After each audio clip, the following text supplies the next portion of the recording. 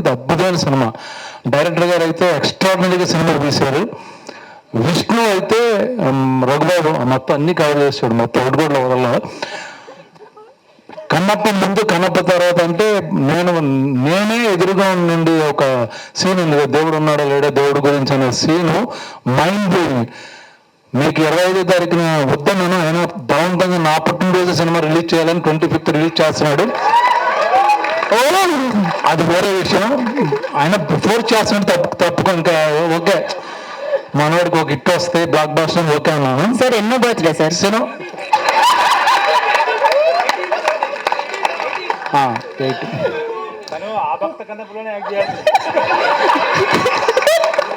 ఆ భక్త కన్నప్ప నుంచి ఈ భక్త కన్నప్ప, ఈ కన్నప్ప వరకు సీరియస్గా చెప్తున్నాను. నేను విష్ణు ఫ్యాన్ అయిపోయినా. ఆ రోజంతా 3 రోజులు ఆ సీన్ చేస్తుంటే, విష్ణు నువ్వు చేసిన సినిమాలు అంతకుముందు వేరు, ఇది వేరు. మైండ్ బ్లోయింగ్ పెర్ఫార్మెన్స్ నేను కళ్ళారు చూశాను. అది మీరు కూడా చూస్తారు. డెఫినెట్గా చాలా చాలా గొప్ప సినిమా. ఇది ఏదో కమర్షియల్ 4 ఫైట్లు సాంగులు ఇలాంటి సినిమా కాదు.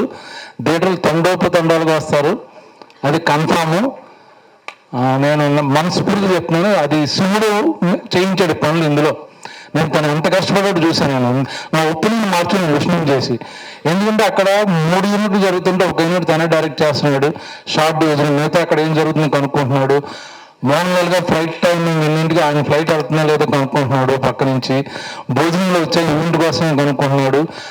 ఇల్లు మల్టిపుల్ టాస్క్ ఒక మనిషి చేయగలనేది ఆశ్చర్యపోయాను యాక్చువల్గా.